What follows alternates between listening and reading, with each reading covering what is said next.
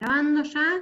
Bueno, bienvenidos a todos, como les decíamos, a los que se conectan por primera vez y a los que están siempre por el aguante, y a los que están casi siempre como Perchu. Eh, Cada jueves es un tema distinto. Hoy nos convoca a hablar nuevamente de los adultos mayores y de la protección de derechos de los adultos mayores, que es un tema que nos preocupa mucho como fundación. Y bueno, les damos la bienvenida a Silvia, gracias por estar, gracias por participar, Silvia, gracias por sumarte. Es un honor tenerte acá en nuestra mateada. Y te vamos a pasar la palabra a vos para que puedas contarnos un poco desde tu experiencia o lo que vos hayas preparado para contarnos sobre la temática. Y después lo que siempre caracteriza a este espacio es que es el intercambio, que es lo más divertido que hay, ¿no? Es la parte más linda cuando van pidiendo el uso de lo que hacemos normalmente para lo que es hay un teléfono sonando, voy a mutear a todos, perdón. Eh, que siempre lo que hacemos es circular la palabra, así que después los que quieran pedir la palabra me van avisando y yo los voy anotando y les voy pasando la palabra, me avisan por el chat o sí, si levantan la mano a veces los veo, a veces no, pero si me avisan por el chat mejor, así yo los voy anotando y le vamos pasando la palabra. Eh, Así que bienvenida Silvia, bienvenidos a todos, muchas gracias por estar y te damos la palabra a vos Silvia para que puedas contarnos sobre esta temática que es tan grave y tan poco conversada a veces, ¿no? Porque desgraciadamente vemos los temas de violencia de género muy seguidos sobre que se ejerce, la violencia que se ejerce sobre la mujer por las desgracias que pasan cada día, ¿no? Pero poco hablamos de todo lo que sucede con los adultos mayores y es un tema que, salvo ustedes, los especialistas en la temática, es como poco conversado y eso lo queremos cambiar desde la Fundación, así que bienvenidos ustedes y te damos la palabra a vos.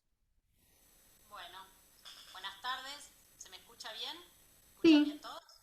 Buenísimo. Bueno, mi nombre es Silvia Cavito. Algunos me conocen porque son compañeros de la Secretaría.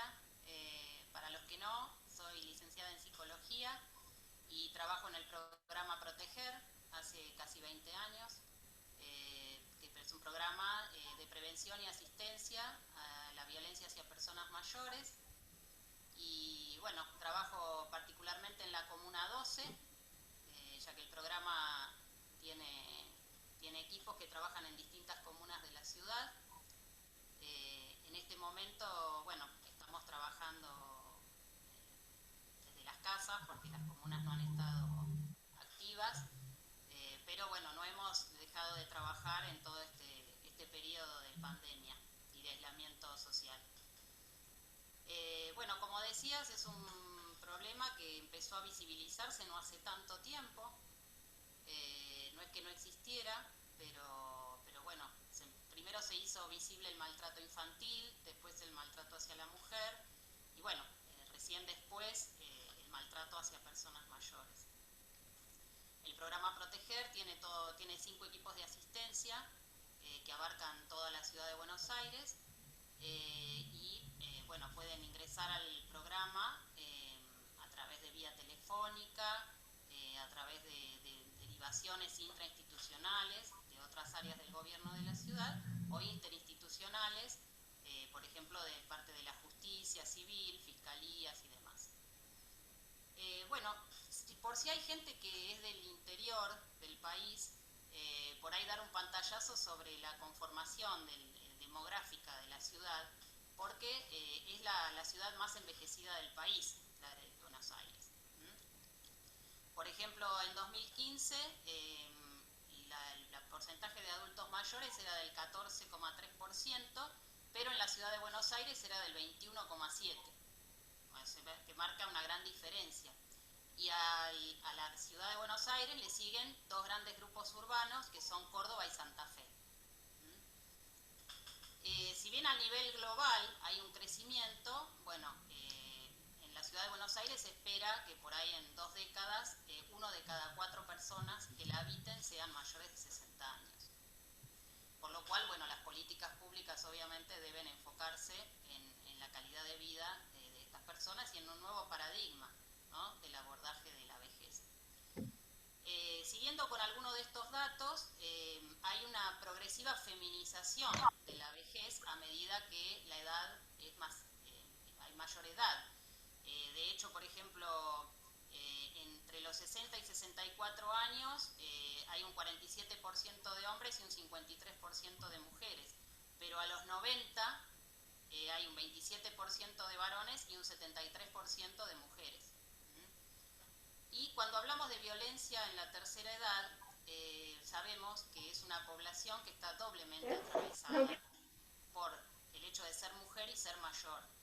Por eso es que el 80% de las denuncias que recibimos, y es un valor coincidente con el registro de la OVD, que es la Oficina de Violencia Doméstica, más o menos el 80% de las denuncias, las víctimas son mujeres y el 70% de los perpetradores son varones de los victimarios.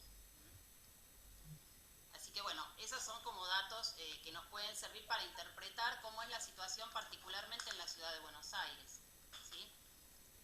Bueno, después también todas las situaciones familiares. En las grandes ciudades ha habido lo que se llama un proceso de nuclearización familiar. Eso es lo que hace que también haya, por ejemplo, un 21% de hogares donde vive una sola persona mayor. Un 31% de hogares de personas mayores donde viven personas de la misma generación, que pueden ser parejas o hermanos, y un 48% de las personas mayores viven con alguna otra generación dentro de su familia.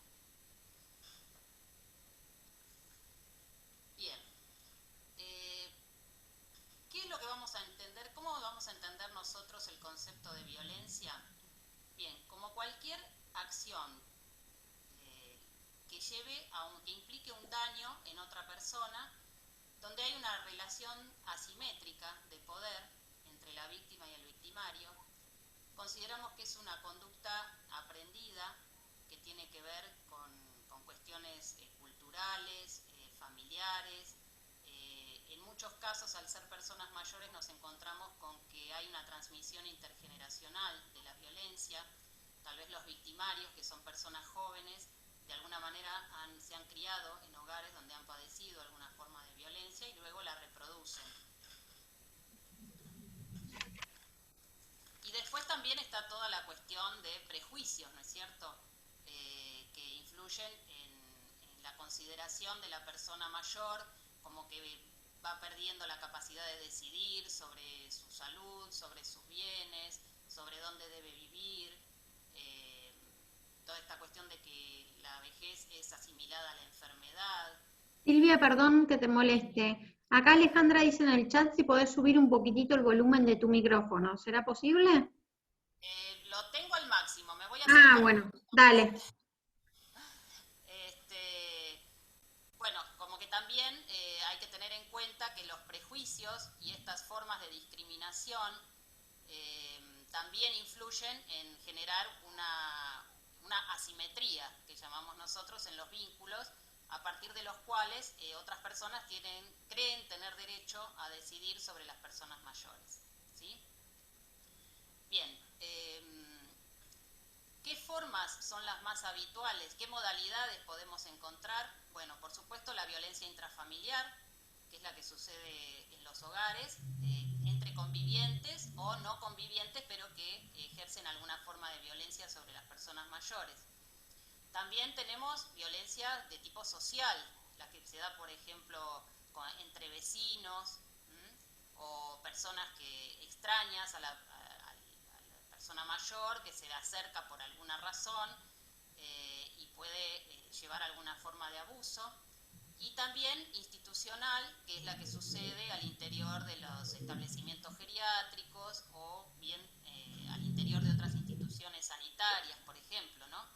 En estos meses de aislamiento se ha incrementado muchísimo lo que nosotros catalogamos como maltrato estructural en salud, porque, bueno, realmente las prestaciones de salud han estado difíciles en estos meses de pandemia. Y entonces se han incrementado situaciones de abandono, que nosotros lo consideramos como una forma de violencia pasiva, o no activa o por omisión, pero que perjudica también seriamente la calidad de vida de las personas, vulnera sus derechos. Bien, entonces tenemos modalidad intrafamiliar, social e institucional.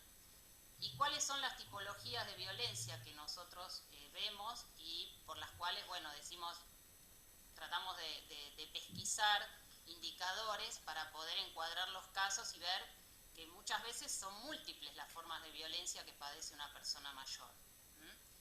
Por supuesto, lo que más claro a veces nos aparece es el maltrato físico, porque se ve una lesión, porque uno puede ver algo en el físico que está marcado. Muchas veces se ve a simple vista, como puede ser un golpe en el rostro, por ejemplo, o una quemadura en la mano, y otras veces la persona trata de ocultarlo, vistiéndose por ahí con mangas en verano, porque les resulta muy difícil a las personas mayores a veces empezar a hablar de la violencia que padecen. Bueno, el maltrato físico tiene diferentes formas de presentarse. Pueden ser empujones, amarreos, que en el caso de las personas mayores pueden llevar a serios accidentes, accidentes entre comillas, ¿no es cierto? Muchas veces lo disfrazan de esa forma, pero no son tal. Por eso muchas veces damos charlas en los servicios sociales de las guardias de los hospitales para que por ahí estas personas que tienen ingresos por accidentes frecuentes pueda por lo menos sospecharse que puede ser víctima de alguna forma de maltrato. Después, bueno, por supuesto, rasguños, lesiones en la piel. Últimamente hemos visto muchos casos de quemaduras, por supuesto hechas intencionalmente, ¿no? Alopecias en la cabeza, por ejemplo, por tirar de los pelos. Bien, eso en cuanto a maltrato físico. Después, el mayor porcentaje de los casos que nosotros vemos, sí podemos encuadrarlo como maltrato psicológico. Allí entra todo lo que es maltrato verbal, insultos, descalificaciones, gritos. También todo aquello que le genera un dolor emocional a la persona, amenazas, amenazas con internarlos en un geriátrico, amenazas con no ver a los nietos, amenazas con hacerlos pasar por locos. Después, bueno, también en lo emocional entra todo lo que es la privación de los vínculos con el mundo externo, no permitirles salir, o el aislamiento de sus amigos, o de algunas actividades que tal vez pudieran realizar.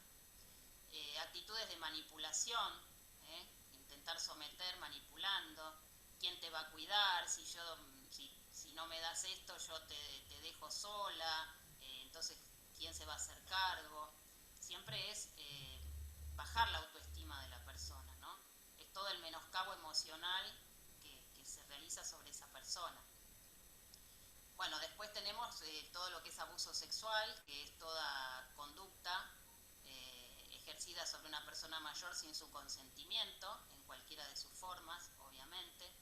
Esto a veces se da en contextos institucionales. Después, bueno, lo que es abuso económico, que eso ha crecido mucho en la ciudad de Buenos Aires.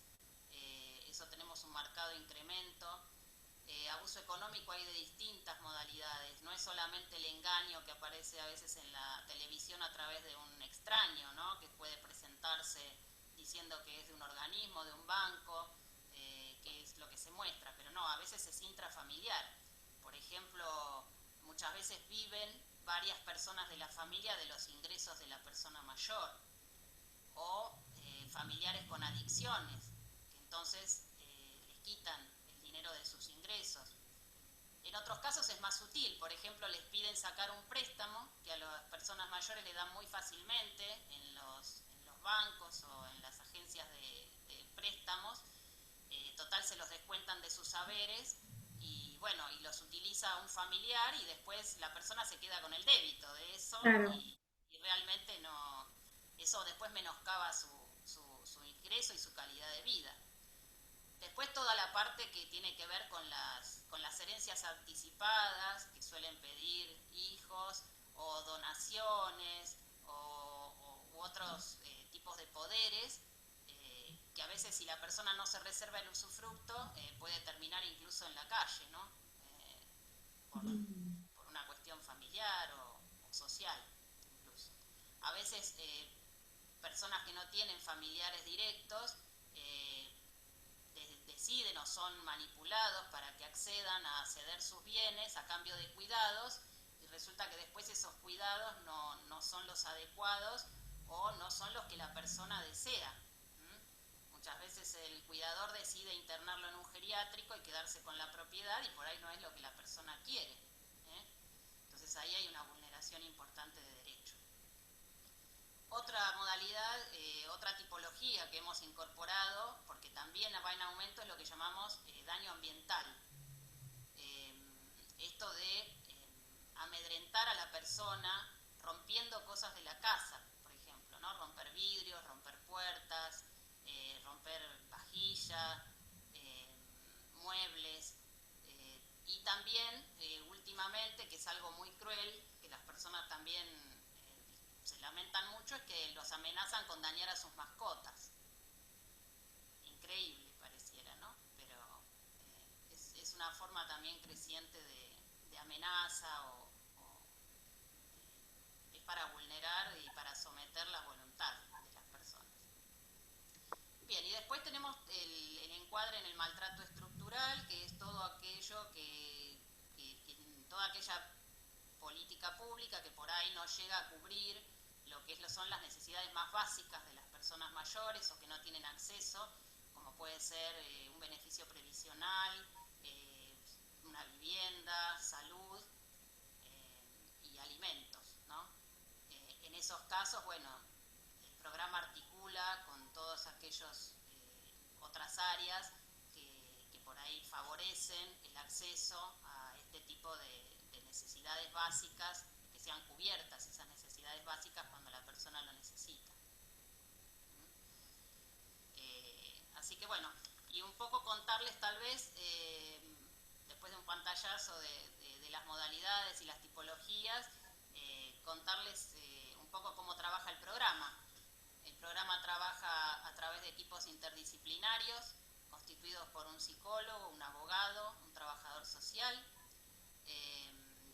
Cada equipo abarca, si bien tiene una sede en una comuna, su área de jurisdicción suele ser de 2 o 3 comunas, porque somos 5 los equipos, y todos estamos bajo la coordinación de la licenciada Alejandra Vázquez, que bueno, la verdad que ella lleva adelante con mucho esfuerzo la coordinación del equipo y bueno, y articular con todos los organismos, ¿no? Realmente nosotros trabajamos con la Oficina de Violencia Doméstica de manera muy directa, tenemos una forma de elevación directa de las denuncias, y también ellos, cuando las personas mayores hacen las denuncias, nos trasladan por vía electrónica de manera casi inmediata los casos para que tomemos intervención por los derechos vulnerados. También trabajamos con el Ministerio Público Fiscal de la ciudad, con los equipos de intervención domiciliaria, con las áreas de género, con la policía de la ciudad. A todos ellos les brindamos también capacitación, porque el programa, además del área de asistencia, se ocupa del área de prevención, y eso incluye también hacer toda una forma de capacitaciones para organismos públicos, para funcionarios, para agentes de policía. Hacemos mucho de reuniones de intercambio también con las fiscalías, con la Oficina de Violencia Doméstica, con los servicios de patrocinio jurídico gratuito, con la Procuración de la Ciudad de Buenos Aires, con el Centro de Inspección de Justicia, el SIJ, también trabajamos mucho con ellos, y bueno, con las áreas de género, como les decía. También hacemos un seguimiento, no solamente hacemos una primera evaluación interdisciplinaria de los casos de violencia que ingresan al programa, sino que después se hace un seguimiento de esos casos para ver si las derivaciones que hicimos tienen su efecto, ¿no es cierto? Si, por ejemplo, si se deriva la obra social responde. Si se piden medidas de protección, mantenemos un seguimiento judicial. También para que las personas puedan sostener las medidas de protección y que después puedan también tener un patrocinio jurídico para la renovación de esas medidas, que si bien ahora durante la pandemia han sido, estas prórrogas han sido directas, automáticas, bueno, en otros casos, antes de esto, cuando vencían a los 90, 120, 180 días, bueno, nosotros sugeríamos que la persona pudiera contar con un patrocinio para pedir la renovación de medidas. Esas medidas de protección, bueno, hay varias que puede dictaminar un juzgado. En los casos de alto riesgo, habitualmente puede haber una exclusión del victimario de la vivienda o de los victimarios, a veces son más de uno, pueden ser hijo y nuera, hija y yerno, hijo y nieto. Entonces, bueno, puede haber varias exclusiones. Otras veces las medidas de protección pueden ser lo que llaman el cese de perturbación, que implica que, bueno, que aunque no se vayan de la casa, porque evalúan que el riesgo por ahí es medio, o que hay otras condiciones sociales que analizar, porque a veces hay menores y demás, bueno, en esos casos hay una medida que se llama cese de perturbación, que es que no pueden volver a molestarse porque bajo apercibimiento de alguna multa, por ejemplo. Bueno, otras medidas que acompañan y que nosotros sugerimos es que les brinden lo que se llama el dispositivo de apoyo para las mujeres, o el botón antipánico, que es más conocido, para que directamente frente a la reiteración de algún episodio de violencia tienen directamente comunicación con la policía. Así que bueno, son diferentes medidas, a veces el juzgado la toma directamente en base a la información y a la evaluación de riesgo de la Oficina de Violencia Doméstica, otras veces las pedimos nosotros cuando somos los actores de la denuncia, o a veces por el seguimiento o por la evaluación posterior que hacemos nosotros podemos sugerir alguna otra medida. Y bueno, y después también hacer un seguimiento desde la parte social y psicológica, ¿no?, de la persona, para que también desde lo emocional, por ahí si necesita recibir algún apoyo de salud mental, por ejemplo, bueno, pueda tenerlo a través de su sistema de salud, o si necesita algún subsidio y demás. Bien, en algunos casos en que el riesgo es altísimo y la persona vive con el victimario y por ahí ha salido de su casa para hacer la denuncia, también nuestra gerencia cuenta con un dispositivo de alojamiento protegido que es para el resguardo de la víctima durante un tiempo, hasta tanto, bueno, la justicia pueda ordenar las medidas adecuadas y puedan también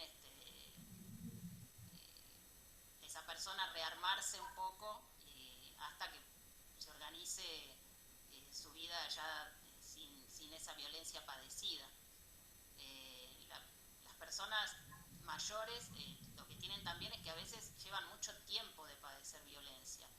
En los casos de conyugal, por ejemplo, a veces cuando uno hace toda la historia, cuando uno conoce toda la historia de esa persona, se da cuenta que tal vez ya vienen de un noviazgo violento, que por ahí padecen violencia hace 40 o 50 años, que por ahí, bueno, por alguna circunstancia ha ido empeorando, o por ahí esa persona ya dejó de tenerlo tan naturalizado, o aumenta el riesgo, o aumenta el miedo, el temor, y entonces, bueno, decide hacer una denuncia, o a veces consulta el programa, y nosotros trabajando junto a esa persona puede que cambie su postura y decida salir de esa situación.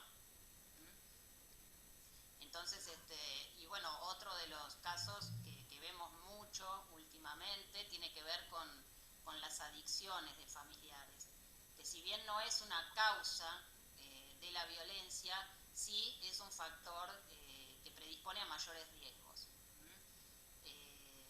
Y estos meses que, como reitero, los sistemas de salud han estado un poco más restringidos, bueno, se ha hecho muy difícil, se han abandonado tratamientos, entonces por ahí hemos tenido casos de hijos con esquizofrenia o trastornos bipolares que no estuvieron medicados o sin tratamiento, y bueno, eso ha llevado a conductas violentas hacia sus padres, por ejemplo, ¿no? Y bueno, así más o menos, este es un pantallazo general. Muy buen pantallazo. Silvia, la primera pregunta que me surge a partir de todo lo que vos contás es, viste que si vos mirás un poco todos los temas ahora en pandemia, creció muchísimo la violencia hacia la mujer, creció muchísimo el grooming, crecieron muchísimo algunos tipos de violencia. Si vos tendrías que decir cuál fue el tipo o el modo de violencia que más creció con los adultos mayores en lo que ustedes vieron en este encierro, no pongo comillas, en este aislamiento que tenemos preventivo, ¿vos cuál dirías que fue el que más creció? O desde lo empírico, ¿no? Desde lo que a ustedes les pasa cotidianamente. Y bueno, el maltrato emocional, que siempre es el que está, a ver, nosotros por ejemplo, es muy difícil catalogar un caso con una sola forma Claro, de violencia, porque por ejemplo, el que padece violencia física seguro padece violencia emocional, probablemente haya padecido también violencia ambiental y económica, entonces bueno, siempre tomamos el más grave. Por supuesto que si hay violencia física, lo principal, lo que lo hace de claro, riesgo alto o altísimo es la violencia física, pero muchas veces se superponen. Pero el maltrato emocional, al estar con tanto tiempo más de convivencia, o por ahí al revés, con más tiempo de abandono de parte de la familia, bueno, lo emocional es lo que vemos que sí, ha estado como muy en evidencia, y también lo que decíamos de los servicios sanitarios, ¿no? Personas con situaciones de salud que por ahí tuvimos que articular nosotros para que pudieran ser asistidas, casi en situación de abandono en algunos casos. Se incrementaron mucho los casos de abandono también en claro. estos meses, porque bueno, los que tienen familias lejos, que no han podido, digamos, viajar, o que no han tenido permisos para circular, bueno, médicos de cabecera que por ahí mandaban solo las recetas a celulares y por ahí la persona mayor no manejaba, entonces falta de medicación, bueno, todo eso también se vio muy incrementado. O tener que interceder para que internen a una persona, porque por ahí nosotros veíamos que estaba mal, pero si no tenía síntomas de COVID no lo internaban. Y por ahí el hombre se estaba muriendo de una infección Claro, intestinal. Este, de otra patología, claro. Eso también aumentó bastante en estos meses. Sí. ¿Qué tema? Bueno, no sé si alguien quiere hacer alguna pregunta, comentario. Amalia.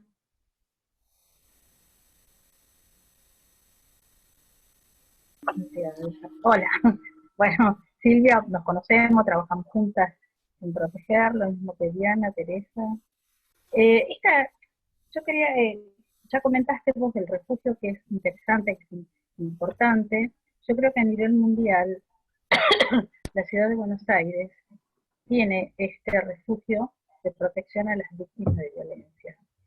Pero nosotros en Proteger hemos tenido siempre casos de adultos mayores, en matrimonios mayores que había violencia cruzada, hasta que la justicia decretara la inclusión de la víctima. ¿Qué pasaba con el victimario? ¿Lo condenábamos a situación de calle? Porque no hay un lugar específico con un equipo interdisciplinario para que esa persona también pueda ser tratada. Es decir, no A los hay. lugares de Por, tránsito, sí, pero no hay un para que equipo si los pudieran derivar interdisciplinario. a otra Claro, institución. Uh-huh. claro, pero no es específico en la cuestión gerontológica, a lo que yo voy. Entonces puede ser de tránsito, pero no hay una atención que el victimario necesita. Entonces lo estamos condenando también a una situación de calle, y también es un tipo de maltrato institucional. Es decir, en ese caso, pues son dos adultos mayores que hemos tenido muchísimos casos antes de que existiera el refugio, hemos tenido muchos casos. Es decir, eso es parte también de la política pública que hay que empezar a trabajar, haciendo hincapié en lo que dice la Convención Interamericana sobre la protección de los derechos de las personas mayores. Es decir, debería contemplar toda esa situación las políticas públicas. Esta cuestión del COVID vino a cambiar todo un paradigma. Han surgido nuevos modalidades de maltrato también hacia las personas mayores a través de Internet. Que le venden todo, ganó la lotería, van apareciendo nuevas modalidades, nuevos tipos de maltrato. Lo que hemos visto mucho sí es el maltrato institucional a nivel salud pública. A nivel de obras sociales, hay personas con discapacidad, personas con,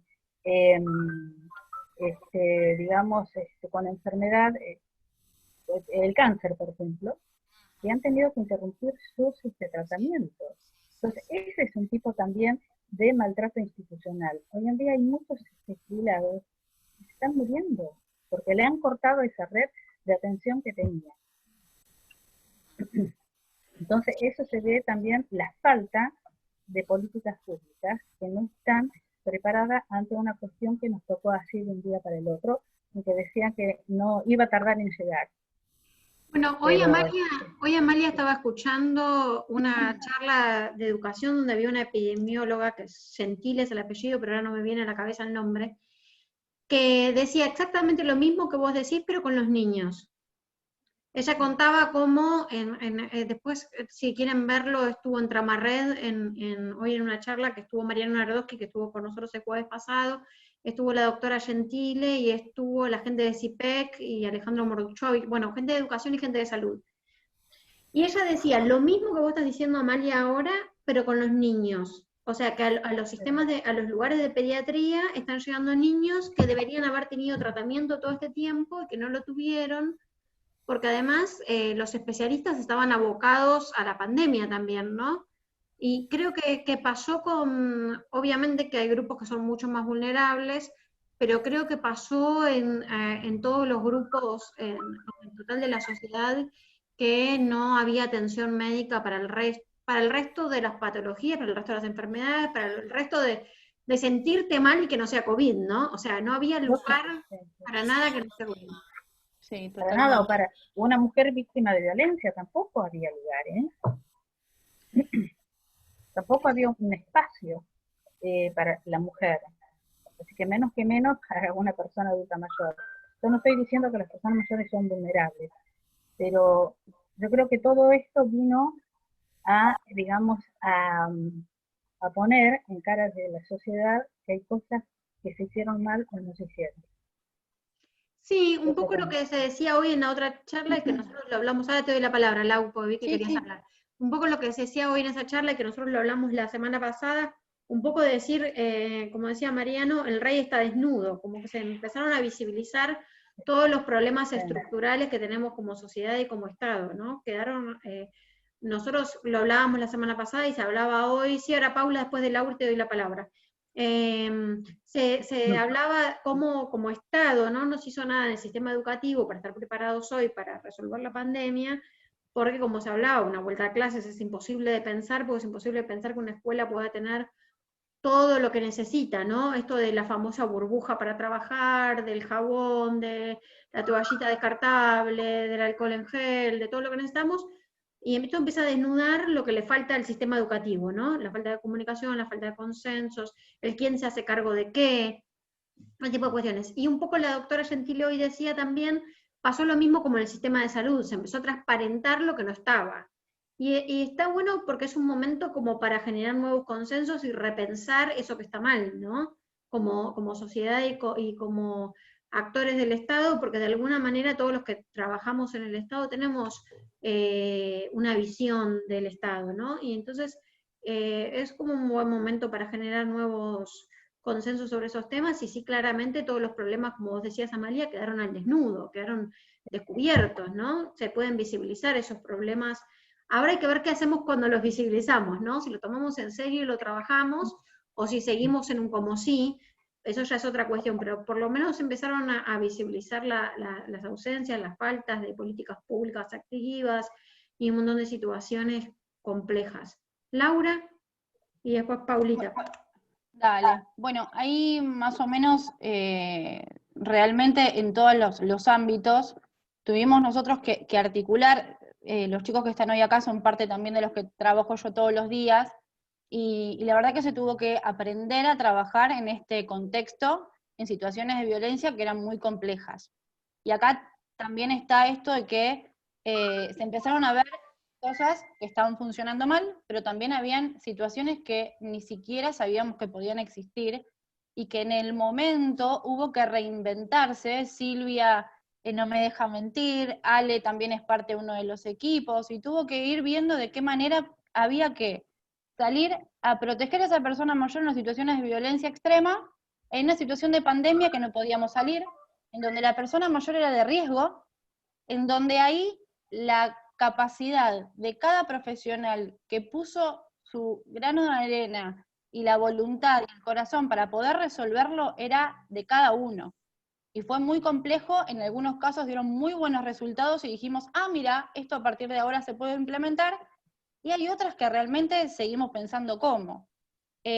Una de las cuestiones sí que planteaba Silvi del programa en cuestiones de violencia extrema, que otro día la vamos a invitar, que Tere es parte de la coordinación de ese refugio, en donde también tuvimos que implementar situaciones totalmente muy complejas, porque teníamos que salvar a una persona realmente en una situación de violencia extrema, en donde decíamos, ¿cómo hacemos ahora? ¿O de qué manera? Y que bueno, tuvo el mejor de los éxitos. Tere, en otro momento lo vamos a contar, digamos, con más detalle, pero no quería dejar de nombrarte y de que estés, que también es una de las personas que le puso el cuerpo. Pero sí. Hola, Jorgito. Pero sí, bueno, es esto mismo, es repensar qué no hay, qué falta y qué podemos hacer desde el lugar que nos toque. Perfecto, sí, totalmente. Totalmente. Bueno, un poco hablábamos la semana pasada, como los docentes se reinventaron en esta pandemia, y un poco también en todas las áreas la gente se tuvo que reinventar y crear estrategias nuevas que después van a quedar para siempre. Hay cosas que van a quedar, que vinieron para quedarse, como decía Laura. Paula, ¿querías comentar algo? Sí, lamentablemente, o por suerte, mucha de la gente que está acá son compañeros de trabajo y trabajan en esto. Me da mucha pena que seamos pocos los externos al grupo de trabajo. Por ahí estaría bueno que más gente estuviera en esta mateada, escuchando lo que se puede saber de lo que está pasando, ¿no? Porque particularmente en el caso mío surgió una situación de adulto mayor con una situación de riesgo, donde tuvimos que instrumentar la forma de acompañarlo, y realmente el tema de las políticas de acompañamiento no estuvieron. Tuvimos que ser los familiares los que tuvimos que salir a la pelea, y la verdad que fue muy complicado. Entonces, bueno, creo que también es eso una de las cuestiones que tenemos que replantearnos. Acá en San Martín, por ejemplo, donde estoy yo, se promovió mucho el tema del armado de los hospitales y las salas de atención y de emergencia, pero hace 2 meses y pico, 3, que se desarmaron. Algo que a mí me llamó mucho la atención, porque yo me tuve que desplazar, porque tengo a mis papás en Del Viso y a mi suegra, por suerte, cerca de casa, y todo lo que se había instrumentado a nivel salud para afrontar estos momentos donde estamos teniendo picos en el AMBA, en particular, más en la zona donde estamos nosotros, que es San Martín, de contagios de corona, que no sé dónde la gente va a ir a parar. Pero por otro lado, me llama poderosamente la atención que todo el tiempo que se supuso que se articuló esta cuestión de acompañar el apoyo a las instituciones de salud y demás para poder sostener esto que nos iba lamentablemente a pasar como estuvo pasando en el resto del mundo, de repente se desarticuló, se desarmó. Entonces, ¿cómo como sociedad, sin tener una jerarquía política o un posicionamiento en un ministerio o en una secretaría, podemos como un simple ciudadano, acceder a qué tipo de recursos, con quién nos comunicamos, cómo accionamos esto de acompañar al adulto y que me diga, por ejemplo, Pau, no quiero ir sola a la guardia porque no me van a atender o porque tengo miedo que me internen, porque ese es el otro tema. Entonces, ¿cómo esa es mi pregunta? Porque sí salió a la luz en educación y, como dijo Mariano el otro día, terminamos siendo todos reyes desnudos, donde se nos transparentó todo lo que estábamos acostumbrados y que teníamos naturalizado y teníamos internalizado. Entonces, yo desde la educación por ahí tengo algunas herramientas. O porque me puse a escuchar, o porque participé de estas mateadas, pero ¿a dónde, Silvia? ¿A dónde vamos? ¿Cómo pedimos? ¿Te referís a los servicios de acompañamiento gerontológico? Acércate, Silvia, un poquito más al micrófono, por favor. Más que nada, no solo los servicios de acompañamiento, ¿qué herramientas tenemos o qué instrumentos tenemos para poder accionar? Porque a veces no podemos llegar a ustedes, que esa es la otra realidad. Claro. Claro, el programa Proteger trabaja en Capital nada más. Y claro. Considera a los adultos mayores de 60 años que viven acá, en la ciudad de Buenos Aires. También a nosotros se nos ha hecho muy difícil. O sea, por ejemplo, los que tenían internación domiciliaria, de 3 sesiones de kinesiología e ir el enfermero todos los días y el médico una vez por semana, desaparecieron. Hay gente que quedó sin rehabilitación por meses. Sí, lo sé. Ahora, últimamente, se están de a poquito restableciendo los sistemas de internación domiciliaria. Atención gerontológica de la ciudad, bueno, también se ha sostenido, pero bueno, han habido personas licenciadas por la edad o por enfermedades de riesgo, y también personas mayores que sienten miedo de que ingrese gente a su domicilio, que viene de la calle. O sea, sí, sobre todo. Eso, claro. Después, ayudó mucho el programa Mayores Cuidados, con todo el sistema de voluntariado que se armó en la ciudad. Sí, eso fue maravilloso. Era para hacer compras, para hacer pago de servicios, recetas. La verdad que las personas que quedaron solas en procesos de rehabilitación o con discapacidades, con familiares lejos, o que tenían armado algún sistema domiciliario, quedaron mal. Sí, varados. Bastante tiempo.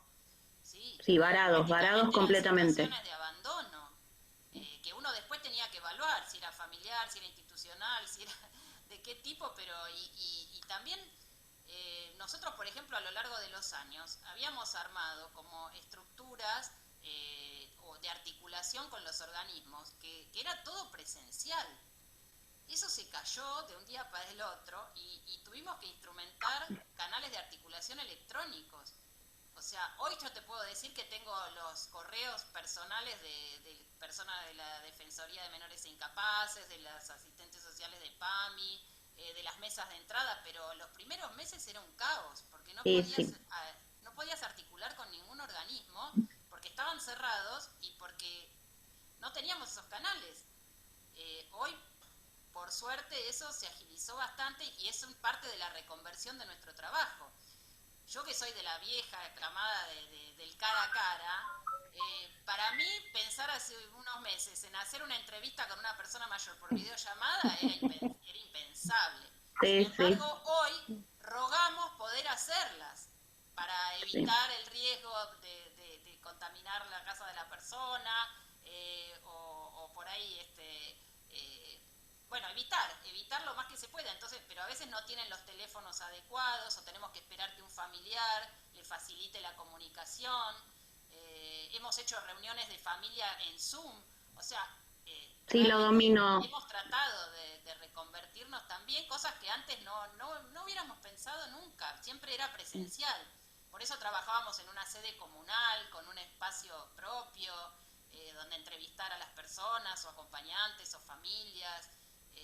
Y eso, visitas domiciliarias, nosotros hacíamos un montón, porque no hay como ver una situación de abandono, por ejemplo, vos verlo en el momento, ves la casa, ves el estado físico, ves la manera en que vive, te da un panorama en un rato en una visita domiciliaria, pero eso al disminuirlo por el riesgo, bueno, de pronto también lo hacemos, a veces hacemos dar un pantallazo de la vivienda para ver las condiciones en las que está, o sea, la verdad que todos nos hemos tenido que Sí, nos reinventamos todos, yo, sí. que encontrar con situaciones que antes no las hubiéramos promovido, y que además a veces tenemos que contar porque las personas mayores a veces no tienen los dispositivos, pero bueno, recurrimos a un vecino, a un encargado, que nos pueda facilitar esa comunicación.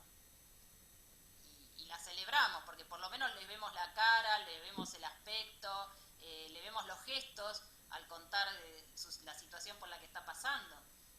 Entonces, bueno, todo sirve en este momento. De hecho, yo te agrego, Pau, esto de reinventarnos y tener que ver de qué forma podíamos colaborar. En este momento nosotros, como bien dijo Silvia, todo es Ciudad de Buenos Aires porque es el único que tiene una ley respecto a esta situación, que ya lo venimos hablando, pero la realidad es que tuvimos que asesorar a personas de cualquier lugar de la provincia, ¿sí? Que tuvimos que casi 2.000 asesoramientos y no eran para la Ciudad de Buenos Aires. Era al menos poder decirles, tenés que mandar un mail en tal lugar o tal juzgado, o fíjate que en tu municipio tiene que haber un área de personas mayores, y nos tuvimos que poner a hacer el trabajito de hormiga de armar nuestro propio recursero a nivel, digamos, todo lo que es a nivel provincial, y buscar lugares remotos que nosotros decíamos, ¿tendrá un área de tercera edad? Cosa que ni siquiera te lo planteás. Bueno, Entonces, pero hasta justamente... en esos casos tuvimos que ver de qué forma ayudar, porque la teoría nuestra no es de decir, no es de jurisdicción y contar, es dar una respuesta de algo. No, bueno, pero cuando trabajas en estos ámbitos, creo que también está el tema de que, es como vos decías en un momento, como decía Silvia, tiene que ver con el profesional y qué tipo de profesional sos. Totalmente. O qué tipo de persona más que de profesional, ¿no? Porque antes que el profesional está la persona. Pero creo que ahí también, yo no sé, las veces que dije, pido los permisos y todo, y me fui, y bueno, era el riesgo que tenía que correr. Pero digo, ¿cómo es esto? ¿Qué hacemos los que no tenemos no me sale cómo preguntarlo, porque es tan particular, porque esto hace rato que viene sucediendo. Lo que hizo la pandemia fue visibilizarlo, ¿sí? Sí. Más allá de que nos reinventamos todos y que aprendimos a convivir con la tecnología que nos dio y que les enseñamos, porque por suerte yo tengo papás grandes, pero no tanto, tengo una suegra que es recopada, entonces bueno, todo eso uno los acompaña y acompaña a los vecinos, acompaña a los amigos como puede. El tema es a dónde vamos cuando no tenemos el que nos acompañe como pueda.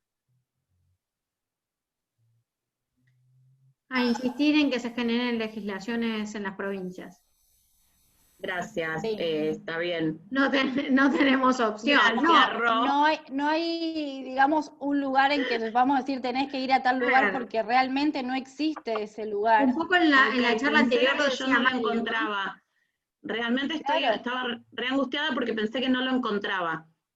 No, la realidad es que, como siempre decimos, y lo vemos nosotros, en la Ciudad de Buenos Aires siempre están un paso adelante, es así, hay una ley hace bastante tiempo, pero la realidad es que esto es necesario en todos los aspectos, y no hablo solamente en una cuestión de malos tratos, vulnerabilidad, violencia, es una cuestión de articulación general. Nosotros logramos laburar como se labura y los resultados que hay, por suerte, es por la gran articulación, que sin eso es imposible tener un resultado. No podemos pretender que una persona mayor vaya a todos los lugares que nosotros vamos para articular, porque realmente es agotador, porque... Tal cual. A ver, mínimo, Silvi no me deja mentir, pero mínimo son 5 lugares por un caso que tenés que estar tocando y seguir hasta tener una respuesta. Nosotros como un equipo. Una persona mayor no puede hacer eso. Y un familiar lo desconoce, por más que hayan herramientas y nosotros podemos asesorar, llega un momento que no tiene el tiempo, no tiene la energía, se cansa de las respuestas porque lamentablemente muchas respuestas es no, no sé, acá no es. Esto es lo que pasa. Entonces, el visibilizar y es el que todos podamos poner un granito de arena, y por eso buscamos desde el lado de la Fundación también empezar como a poner esta semillita y que todo el mundo empiece a pensar desde qué lugar podemos colaborar, es un montón. Aunque tal vez no parezca, pero sí es un montón. No, yo los aplaudo, pero justamente calculo que me motiva a seguir estando justamente por esto, ¿no? Eh, porque puedo encontrar respuestas o puedo por lo menos encontrar los caminos hacia la respuesta. En algún momento llegará utópicamente, yo creo que va a llegar. Generalmente miro el vaso medio lleno, no medio vacío. Entonces, calculo que por eso sigo viniendo y sigo estando. Pero bueno, llega un momento que las 8 manos del pulpo se te llenaron de cosas, porque no es que no las Sí. tenés más. No, y a veces es muy frustrante no tener una respuesta o no saber para dónde ir. Y eso te frustra. Bueno, gracias igual. Creo que el trabajo en equipo y las posibilidades máximas de articulación, eso va a quedar. Yo creo que se puso más en evidencia lo importante que es y eso nos va a quedar. Estas redes que tuvimos que armar, aun cuando ojalá pronto volvamos a trabajar de manera presencial y como siempre queremos hacerlo cara a cara con la persona mayor, para que incluso acompañarla, estar al lado, que ella también pueda ver nuestros gestos, el apoyo que siempre desde el programa los profesionales brindamos, el estar más tiempo con ellos para acompañarlos en todo esto. Ojalá eso lo podamos hacer de nuevo, pero que también esto que armamos ahora quede, ¿no? Porque yo no creo que se vaya esto. Creo que vino, como dijo Ro, vino para quedarse. Si no aprovechamos todo lo bueno que pudimos aprender, seríamos negligentes, ¿sí? Seríamos, la verdad que sumamente negligentes, porque esa es la palabra, creo. No aprovechar los aprendizajes que logramos. Entonces, bueno, yo creo que esto sí vino para quedarnos y nada mejor que sea para mejor, justamente, valga la redundancia, ¿no? Así que bueno, yo los aplaudo, gracias, y gracias por las orientaciones y las migas en el camino para que uno las pueda ir recogiendo. No, hay una parte, Paula, que puede ser individual, que tenga que ver con tu caso en particular y que después lo podamos conversar. Pásamelo. Claro, se lo pasás a No, Paula y igual puede por conversar. suerte, Pero la desgracia que tiene la gente es toparse conmigo, pero Vamos. bueno, yo algo que no voy a permitir jamás es que le falten el respeto a ninguno, yo he perdido trabajo por llegar tarde, por atender a alguien en la calle, que es algo que no me preocupa, en algún momento recuperaré ese trabajo, o no me sirve si me despidieron o me descontaron por llegar tarde por atender a alguien. La verdad, entrará por otro lado el peso, ¿no? Pero me pasó con mis alumnos, ¿sí? El no tener días, no tener fines de semana, y me está pasando con mi familia, porque es necesario, y esto que decía Rode, lo que comentaba la doctora Gentile, en todas las edades pasó. Entonces, creo que los que nos movemos en diferentes franjas etarias, podemos dar cuenta de eso, ¿no? Que justamente pasó esto. un poco lo que te quería responder a tu inquietud, que vos te reías cuando yo digo hay que insistir en que se generen legislaciones provinciales. En realidad, nosotros como fundación nos propusimos instalar el tema, y como fundación nuestro objetivo es llegar más a nivel federal que solo Ciudad y Buenos Aires, y conurbano, como digo yo siempre, porque en realidad, obviamente, como la ciudad tiene un presupuesto más importante y siempre va a la vanguardia de algunos movimientos, el conurbano también, si vos buscas en algunos municipios del conurbano hay algunos movimientos interesantes sobre la temática, sí. Pero después hay como un vacío que hay que trabajar mucho en lo que es en el interior de la provincia y en el resto del país. Pero nosotros nos propusimos, y en eso Laura está en la cabeza en nuestra fundación, instalar la problemática. Y aunque cada cada vez que demos una charla nos escuche una persona más, para nosotros es un avance súper importante, porque creemos que los cambios empiezan de ese pequeño avance, y creemos que en algún momento nos podremos sentar con los legisladores y proponerles de cualquier provincia, y proponerles una normativa, o proponerles avanzar sobre la temática, sobre la problemática, y creemos que se empieza así, instalando el problema, o visibilizándolo, o desnaturalizándolo, como querramos decirle, porque así empezaron los grandes temas. Ustedes acuérdense, bueno, a mí que me ha tocado trabajar en la legislatura en la época que se trabajaba educación sexual integral, era imposible pensar que esa ley alguna vez salga. Y he estado en sesiones donde se revolearon sillas, donde se insultaron, donde tuvimos que salir corriendo de adentro del auditorio, donde han pasado cosas gravísimas, cosas feas, cosas... Entonces, yo creo que soy, por lo menos como vos, muy positiva en ese sentido, y creo que esos cambios van generándose, y no sé si estuviste, Paula, en esa charla, o si alguien de los que está aquí presente estuvo en esa charla, cuando habló el coordinador, y perdón, después del coronavirus se me fue la memoria, pero Esteban, si me recordás el nombre del coordinador de ESI de Ciudad, ayúdame. Adrián Mazzuglia. Adrián, cuando habló Adrián, desde que se trabajó educación sexual integral, y perdón, el COVID se llevó mi memoria, desde que trabajamos educación sexual integral y se empezó a trabajar, el número de denuncias de casos de abuso en niños ha crecido enormemente, porque Sí. Las estadísticas en Ciudad mostraban que un 80% de esos niños entendieron qué les pasó a partir de educación sexual integral.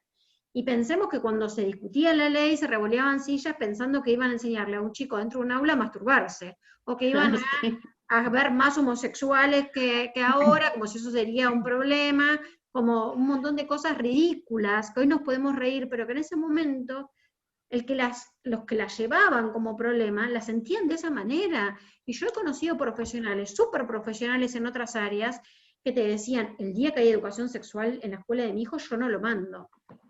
Y era como, o sea, hoy lo vemos ridículo, y no estamos hablando hace tantos años atrás. Creemos nosotros, con Esteban y con Laura, que la forma es instalando el problema, y visibilizándolo, y aunque a ustedes no parezca, a veces los jueves hay pocas personas en la charla, pero después la reproducción de YouTube es importante, y después hay gente que me comenta que yo nunca la vi conectada, entonces en realidad después lo ven, y nos vamos enterando. Yo nunca me vuelvo a ver porque no soporto mi voz en un audio, pero hay gente que nos vuelve a ver, y eso nosotros creemos que es importante. Que haya gente que diga, mira, existe violencia en los adultos mayores, ya es un paso. Nosotros como Fundación los martes y los jueves participamos de un programa de radio que es municipal acá en Quilmes, pero que ya vamos instalando el problema, y cada martes y cada jueves vamos instalando el problema, vamos creando la semilla. En algún momento algo bueno tiene que pasar. Así como nosotros hemos participado con el equipo en Argentinos por la Educación para conseguir las firmas para internet gratuito para los chicos, como hemos participado en un montón de movidas, creemos que en algún momento se va a generar esta movida y vamos a conseguir un oleaje para que a alguien le genere algo, ¿no? Como ganas de sacar alguna legislación.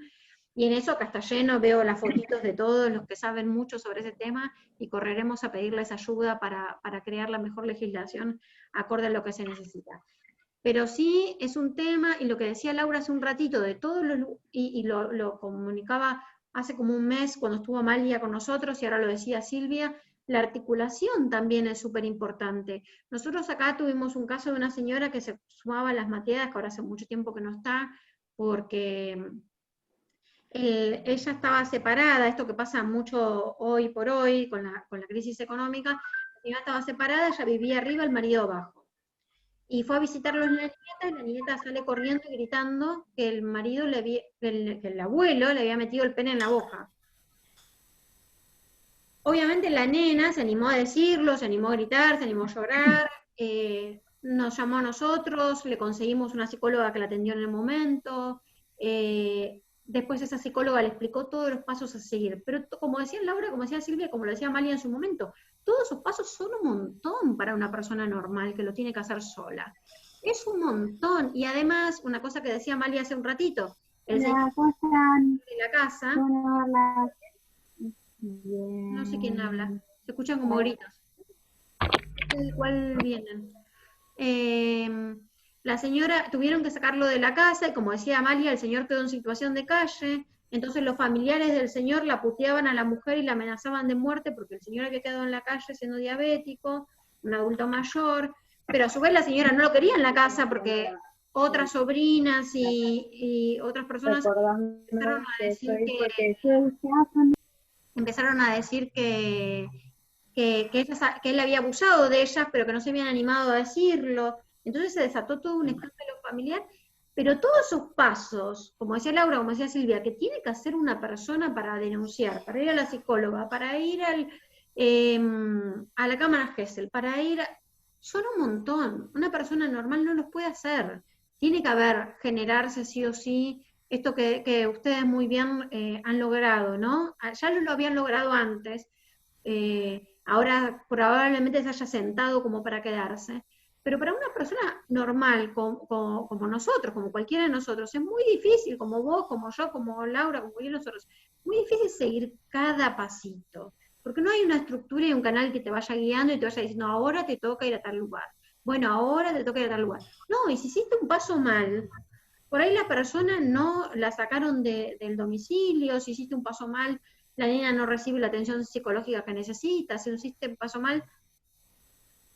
Todo En esto, algún caso se puede morir una persona claro, si no actuamos correctamente y en tiempo, ¿no? totalmente, Porque hay casos que nosotros el riesgo es altísimo, que hay riesgo altísimo. de vida de la persona, ya sea por violencia o por abandono extremo.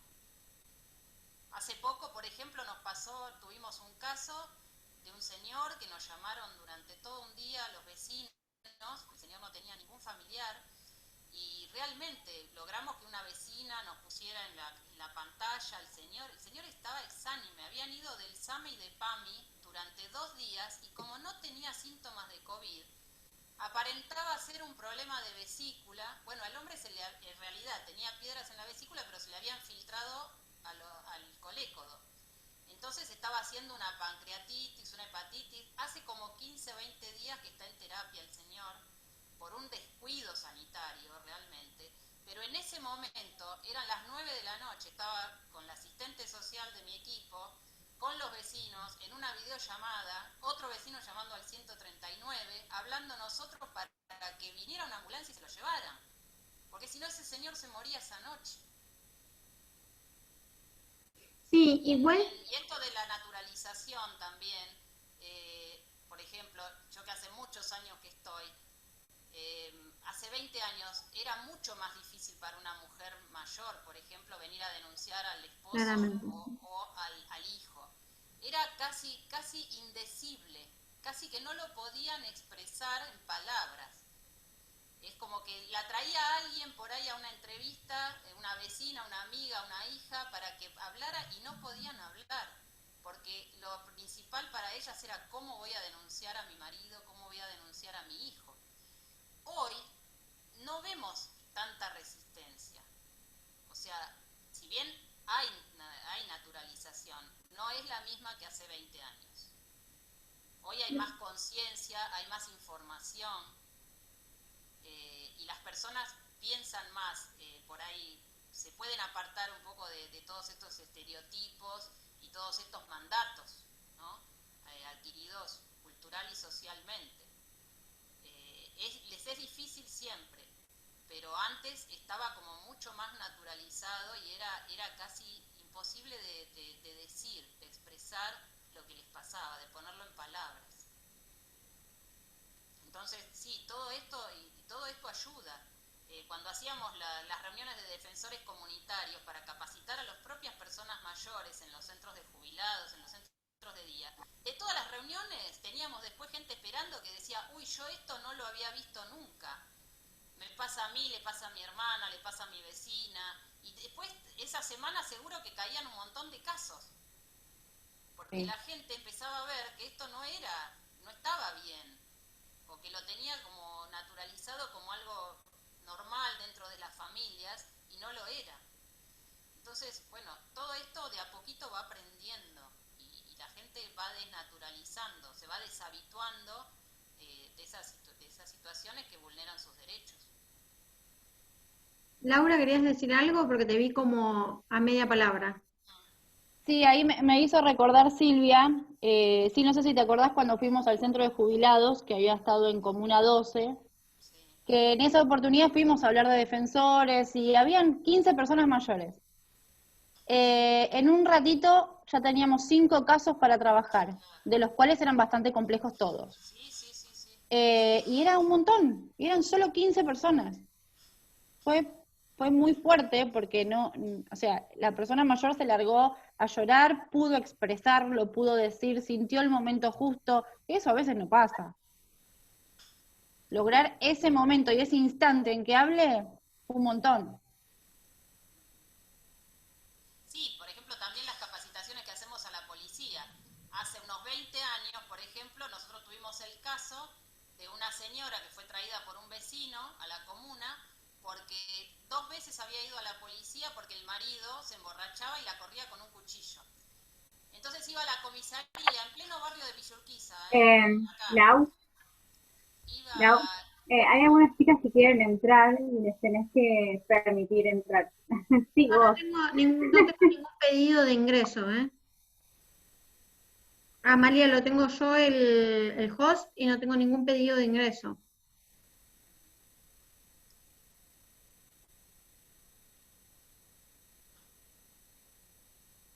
No me aparece ningún pedido. bueno, les comentaba que por ahí Sí. es en ese caso, en la comisaría, la tenían a la señora unas horas a la noche y al otro día o a las pocas horas la subían al patrullero y le decían, bueno, la llevamos a su casa porque al viejito ya se le pasó.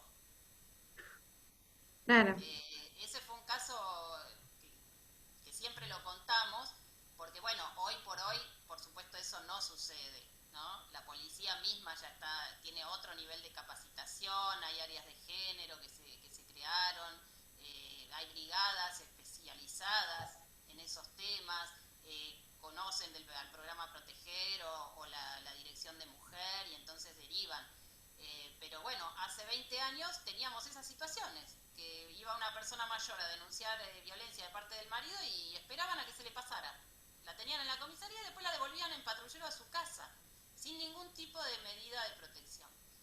Pero bueno, si uno piensa que es cómo cambiaron esas cosas en estos años, bueno, en algún punto es alentador, ¿no?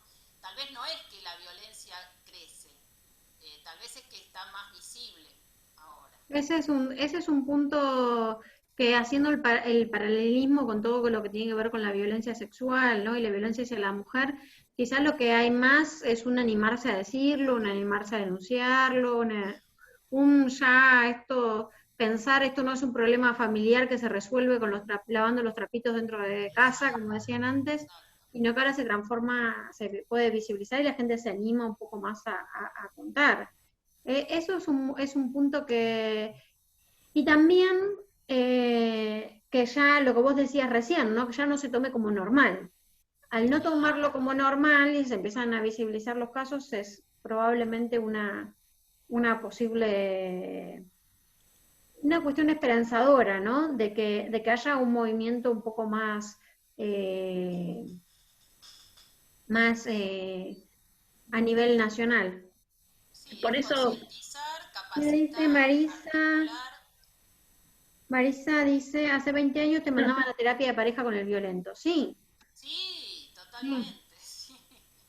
Sí. sí, sí, es así, es una cuestión que por suerte algunos avances se fueron haciendo. Obviamente que falta un montón, como ustedes bien decían, y falta un montón para que sea tomado como un tema a nivel nacional, ¿no? Hoy está nosotros vemos muy bueno y muy favorable, como decía Paula recién, lo que se hace en ciudad y lo vemos como un ejemplo a tomar en muchas cuestiones. Seguramente ustedes como parte les gustaría a veces cambiar y modificar algunas cosas y si ustedes tendrían que proponer una normativa, por ahí propondrían alguna diferente o con un cambio en algún artículo o en alguna posibilidad. Pero está muy bueno siempre empezar a plantear la problemática y empezar a conversarlo, ¿no? No sé si alguien quiere hacer algún comentario, alguna pregunta, algo. Hoy están todos callados, hoy es un día atípico, no, nos aplacó la lluvia. No, yo creo que lo que tiene mucho que ver es, primero que son muchos compañeros, es lo que decía más temprano. Entonces todos están inmersos en esto de lograrlo. Quizás yo que lo veo desde afuera del equipo de trabajo puedo tener una mirada menos subjetiva, si, por así decirlo, Claro. pero calculo que viene por ahí, ¿no? Qué bueno, ¿no? Que estén todos acá y que se hagan el aguante. Creo que también eso tiene que ver con que trabajen en equipo. No lo hice como una crítica, sino como una ¿Entendió? situación de que me gustó esto de que estuvieran muchos del equipo, pero me hubiese gustado que estuvieran muchos más que no fueran del equipo. Bueno, pero Ferchu no es del equipo, Marisa no sé, porque es la primera vez que la No. segunda vez que la veo, no. No. Sol tampoco. Como toma lista para que yo vea el vaso medio lleno, te das Sí, cuenta, sí, ¿no? te estoy pasando lista para que veas el Sí, vaso medio. Paulita. Marisa, Me Esteban. encanta. Esteban es de los míos, tocamos de oído por escucharla a Laura. Ariel no es de la temática, Jimena no la conozco y Emiliano tampoco. Y Diana tampoco la conozco, pero Diana creo que vos dijiste, Laura, que sí que era del equipo, ¿no? Diana tiene un poco de conocimiento, obviamente, porque hace muchos años que trabaja ahí. Mauro también, pero acá también hay parte del equipo que trabaja en geriátricos exclusivamente y que ven otras realidades en los establecimientos. Bueno, por ahí es eso. O sea, claro, todos sí, tocamos un poquito de todo, claro. pero tiene que ver con la... Sí, claro. Claro, Claro yo que creo sí. que lo bueno sí, seamos motores de cambio, como le digo a mis alumnos, nada mejor que ser el que pone primera y puede arrancar el auto, ¿no? Pero calculo que por ahí la incertidumbre o la necesidad que yo tenía cuando leía la propuesta y leía la preparación de Silvia, porque vos te presentaste, pero yo ya me leí todo porque nos lo mandó en el mail, todo. Entonces dije, bueno, acá está, la encontré. Y dije, bueno, Precisamente yo no ahondé sobre el maltrato institucional porque supongo que en otra charla hablarán compañeros del área de CEPAM. Porque también para la cuestión institucional también hay mucho que hablar, pero bueno, supongo que será para otra charla.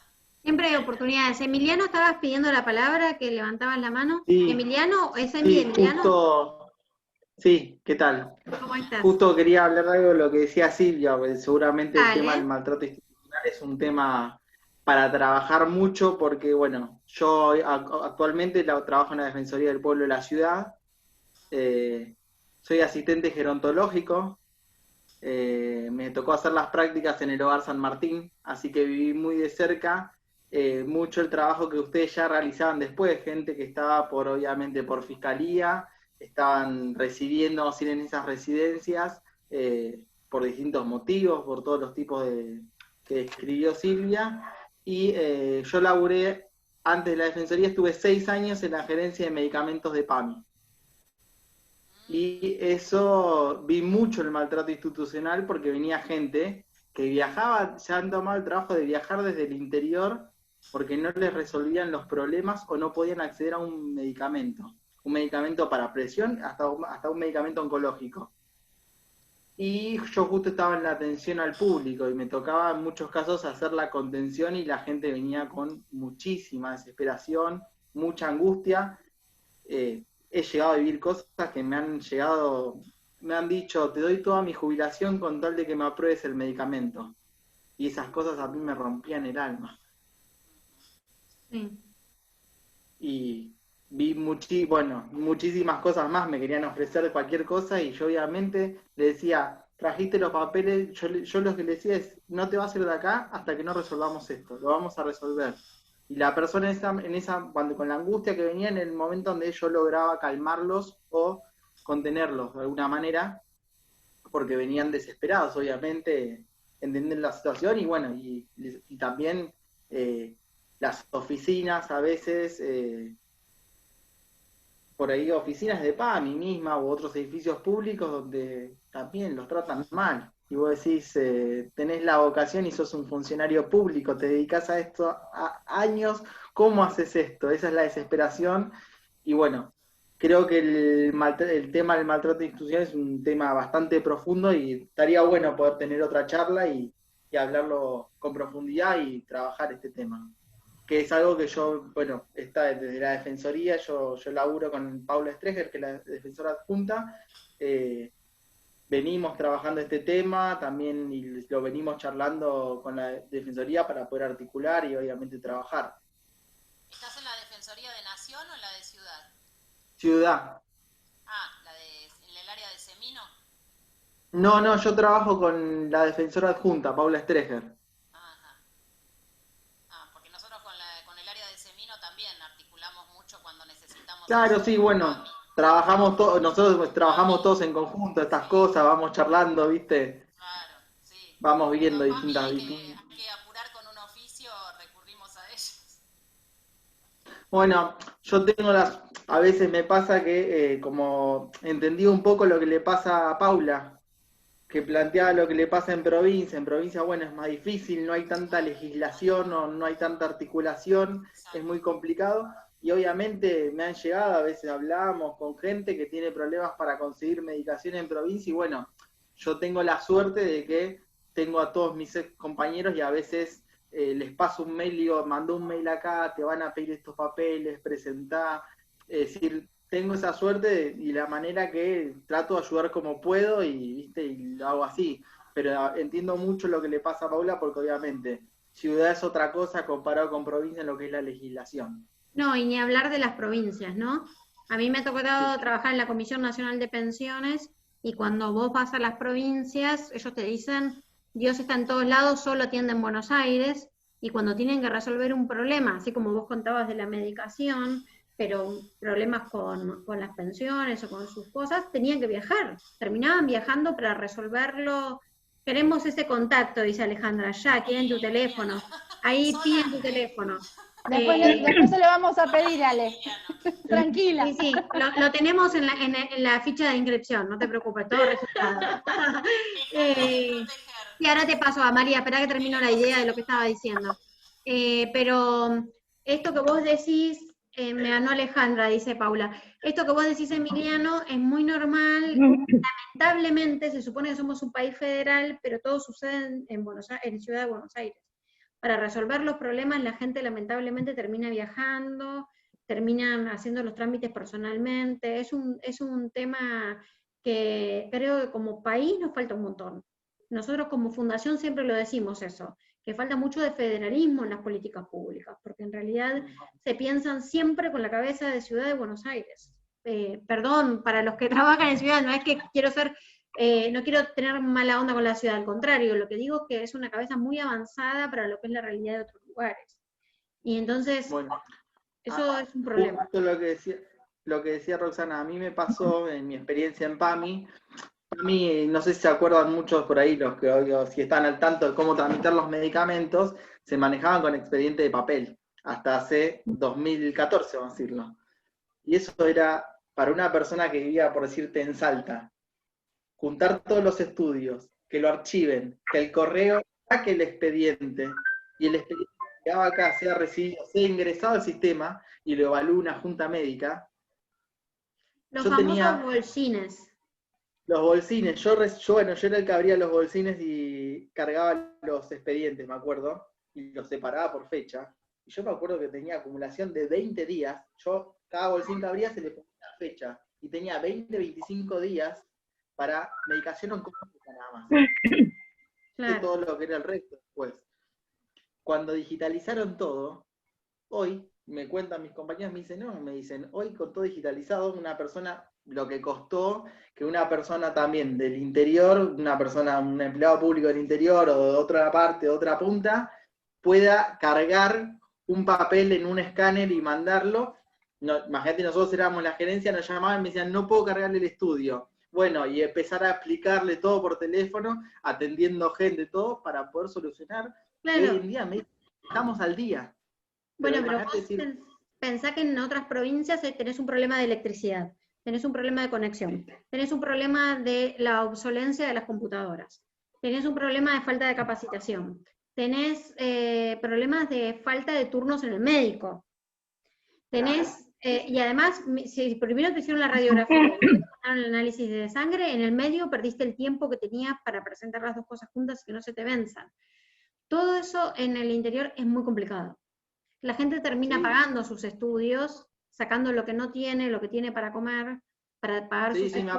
me ha pasado que por ahí le faltaba un estudio y estaba 15 días y nadie le había avisado en esos 15 días que le faltaba un estudio y por ahí le falta un laboratorio. Y la persona iba, pagaba y al otro día me mandaba el laboratorio por mail y me decía, acá está. Me decía, para... Sí, es terrible la realidad del interior. Amalia, Sí. ¿querías agregar algo? Sí, hablando del interior del país, en La Plata sí estaba la dirección de adultos mayores en la anterior gestión. El tema era el siguiente, que no estaba descentralizado, es decir, todo se atiende en las grandes ciudades. A mí me ha tocado casos que me han consultado de violencia, por ejemplo, en la zona de Berazategui, pero bien adentro, y no había nada en el municipio de esa zona. Entonces, las políticas públicas tienen que llegar a esos rincones. He viajado por varias provincias, por ejemplo en Catamarca. Catamarca todo está centralizado en la capital, pero en el interior de Catamarca hay todo por hacer. Lo mismo que en Santiago del Estero. Todo pasa por la capital de Santiago del Estero. El interior de Santiago del Estero se estaba haciendo, pero en algunas zonas muy pobladas nada más. Pero en la otra, que Dios lo ayude. En la provincia de Salta, sí, en una oportunidad cuando estaba a proteger, la prensa no buscaba mucho en ese entonces, porque era algo nuevo, cómo se solucionaban los problemas de las personas mayores, evitando la judicialización. Entonces sale un reportaje en el diario Clarín, y en Salta se interesan por este programa, por el programa Proteger. Me llama un periodista y me dice que quería invitarme a que hablara sobre este programa allá en la provincia de Salta. Y le digo, yo soy de Salta. Para mí sería un placer ir a la provincia y poder crear un programa muy similar. Bueno, se concretó, se creó el programa, y yo les dije, para que este programa funcione es necesario un equipo interdisciplinario que tenga la capacitación periódica sobre la temática, porque si no, no sirve. Entonces, el día del lanzamiento del programa estaban también los del PAMI y de otras ONG. El titular de PAMI de la provincia me dice, doctora, usted nos vino a traer trabajo. Yo me quería morir. Bueno, le digo, pero ¿a quién van a poner de coordinadora de este programa? Y bueno, me dice el intendente, esta es una cuestión política también. Hay una chica que es la candidata. Bueno, espero que tenga formación. No, es profesora de danza. Bueno, ahí también está la cuestión política. Los políticos tienen que saber que en ciertos lugares tiene que haber profesionales que tengan conocimiento del área correspondiente. Por ejemplo, en salud no van a poner una actriz. En lo que es la cuestión gerontológica tienen que ser profesionales que tengan capacitación constante, que tengan formación. Si no, esto prácticamente termina en negligencia. Entonces yo le dije, el programa que es un programa de violencia, que es un lindo programa allá en Salta, que fue completamente distinto a lo que fue Proteger, porque se han creado distintas áreas, yo le ofrecí ir periódicamente a capacitar con el equipo interdisciplinario de Proteger. No había recursos. Entonces ese es otro tema también, que de repente las políticas públicas no se pueden armar por la falta de recursos, la falta de interés también que hay de quienes estén a cargo de esta cuestión de recursos. Nosotros tenemos la Convención Interamericana de Protección de Derechos de las Personas Mayores, que Argentina presidió, que es serio porque invita a todos los estados que han ratificado la convención, que hicieron la presentación de una copia de la convención ante la Organización de Estados Americanos, van a tener que implementar distintas políticas públicas que protejan a las personas mayores en forma integral y rendir cuentas. Aparte es flexible la convención, establece distintos derechos, pero faculta a los estados, por ejemplo, en esta cuestión de la pandemia que se surgieron tantas cuestiones que ustedes, digamos, han sacado de la galera, es importante para materializarlos en las políticas públicas. Entonces, tenemos que trabajar también sobre esto. Yo pertenecía he trabajado con Laura, con Teresa, con Silvia, con Diana Merín, con Federico, que está acá, el doctor, pero ahora estoy en el registro civil, estoy en otra temática. Pero desde el Colegio Público de Abogados sigo trabajando la temática. Así que bueno, y los felicito a igual claramente, Amalia, lo que vos decís, ahora Alejandra te doy la palabra, que vi que pediste la palabra. Claramente las políticas públicas tienen que ir acompañadas de presupuesto y de una decisión real política, porque una cosa es la decisión para la foto y un día que citan a todos los periodistas y dicen que van a inaugurar algo, y otra cosa es la decisión política real y que esa decisión política vaya acompañada de un presupuesto y hacer un movimiento en el cual, como se hizo con el tema de la violencia de género, que se pueda hacer la denuncia en cualquier lugar, que haya lugares descentralizados, que se pueda hacer en cualquier comisaría, y un montón de avances que se hicieron en lo que fue lo inicial. ¿Se acuerdan que cuando fue el inicio del tema de las comisarías de las mujeres, estaban en lugares horribles, que no se llegaba de ninguna manera, que no había colectivo que te lleve, y además el lugar, ya físicamente eran horribles? Entonces, ahora eso fue cambiando, se fue mutando, cualquier comisaría hoy te toma la denuncia, bueno, si tienen ganas y si están capacitados los policías para tomártela, pero claramente una política pública tiene que ir acompañada de un presupuesto acorde y de formación de equipos, porque si no queda en la nada. Alejandra. Claro. Perdón, y tiene que estar descentralizado. Los otros días hablé de la oficina de la OBD, que está solamente en la Valle 1250. Esa oficina tiene que estar descentralizada en todos los barrios de la ciudad de Buenos Aires. Facilita la denuncia, ya sea de las mujeres, del adulto mayor, solamente está en un lugar. Sí. Entonces, en época de la pandemia, yo pensaba, ¿cómo hacen las mujeres o un adulto mayor víctima de violencia llegar hasta allí? Es imposible. Entonces, todas las políticas públicas tienen que estar cerca de la gente. Entonces, en el interior pasa eso, todos están en las capitales. Todos en las capitales. Pero en los alrededores, en las demás localidades, nada. Entonces, no, y además, hay que trabajar. Con la logística del interior del país, que muchos por ahí creen que es subirse a un colectivo y llegar a un lugar, y en realidad en muchas provincias el medio de transporte son todos micros de mediana y corta distancia, que salen carísimos encima. A veces no hay medios de transporte. Es un tema complicado siempre el problema de la falta de descentralización de la política, ¿no? Siempre... Y no todas las policías están capacitadas, perdón, Rosana, no todas las policías están capacitadas. Yo no soy de la idea de que una denuncia de violencia se tenga que hacer en una policía. Es pérdida de tiempo y que va en contra de la víctima. Una denuncia se tiene que hacer en sede judicial, inmediatamente, para que el juez tome las medidas preliminares de protección a la persona.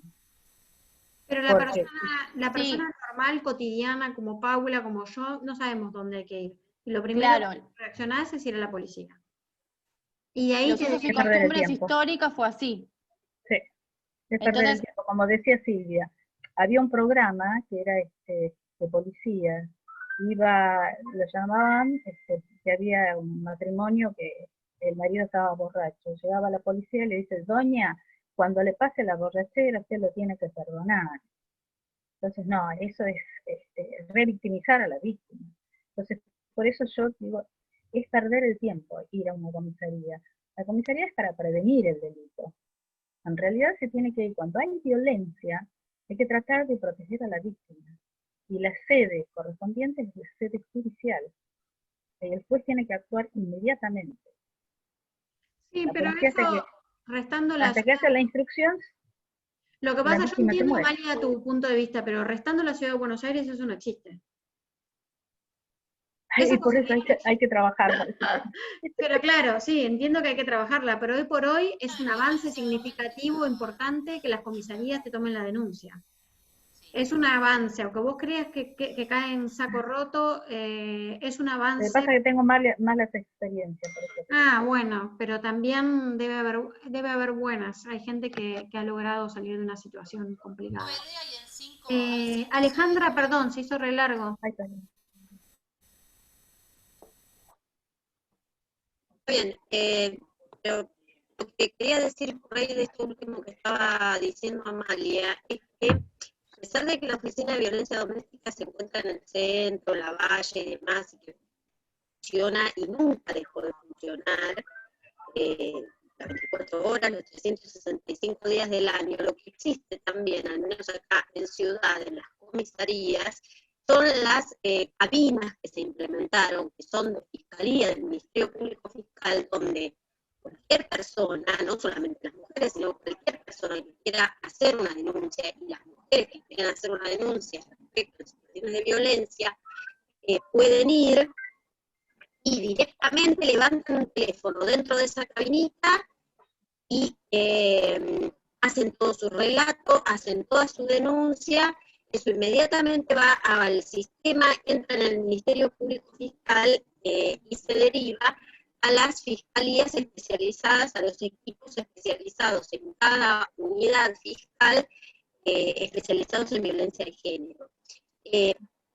Digamos, más allá de que, por supuesto que está todo como muy atomizado en las grandes ciudades, y esta es una, qué sé yo, es histórico esto, pasa en montones de cuestiones y en montones de circunstancias en nuestro país, donde en las grandes ciudades es como, bueno, ¿no?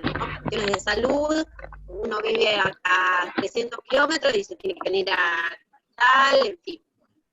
O si está en la costa hay que ir a Mar del Plata, porque es donde están mejores hospitales, mejor sistema, pero bueno, digamos, a mí me parece que los recursos están, el problema es que también tiene que estar, la gente tiene que estar informada cómo utilizar las herramientas, y lo digo por todos, no solamente por los adultos mayores, sino porque nos pasa de conversar con los familiares de los adultos mayores, donde nosotros los guiamos para que hagan un trámite. Bueno, para mí es una verdadera desgracia, que quieren que les diga, lo tengo que decir así porque no hay otra manera de explicarlo. Hacer la vida invivible de los pobres adultos mayores, y muchísimo más fue en esta época de pandemia, porque todo lo que es las gestiones, todo esto que Laura o el resto, algunos marcaban de todos los pasos que hay que hacer para lograr tal cosa, para lograr una aprobación de una medicación, para lograr una vacante en un geriátrico, pero yo creo que no les puedo explicar lo complicado que es. Y todo eso se dificultó muchísimo más, pero porque además, históricamente, esos pasos de ir, de llevar, de que tiene que traer el papel, de que tiene que no, bueno, mire que ahora necesita el formulario completado por el médico de cabecera. Bueno, los médicos de cabecera todavía es el día de hoy que me siguen diciendo, no atienden de manera presencial. No atienden de manera presencial. Explíquenme cómo un médico de cabecera puede completar de forma telefónica un formulario para que una persona entre en un geriátrico. Perdonen, pero me pone loca este tema. Entonces, bueno, volviendo al tema de la violencia, el 144, el 137, las líneas de atención telefónica que están durante todo el día también y todo el año, funcionan derivando y funcionan asesorando, diciéndole a la mujer, en este caso, si es que es víctima de violencia, dónde se tiene que dirigir o cómo derivar esa denuncia para que eso tenga la mayor rapidez y la mayor viabilidad posible. Entiendo que esto les hace bastante complicado comprender que en realidad no es a la comisaría o no es con policías, que la policía lo que puede hacer es derivarlo a la sede judicial, como decís vos, Amalia. Entonces, bueno, todos esos procesos todavía hay que aceitarlos, digamos. Me parece que las leyes y los lugares o los recursos o los programas están. El tema es cómo aceitar todo eso, que por ahí está mucho más aceitado acá en Cava, y no tanto o inexistente en otros lugares de provincia, en Buenos Aires, o en el interior, o en otras provincias, ¿no? Y por ahí lo último es de lo que comentaba ahí. Alejandra, te está diciendo Amalia que no te escucha bien, que se escucha medio entrecortado. Perdón, yo las escucho, sí, medio robotizado, pero no tengo manera de, no sé cómo hacer para resolverlo.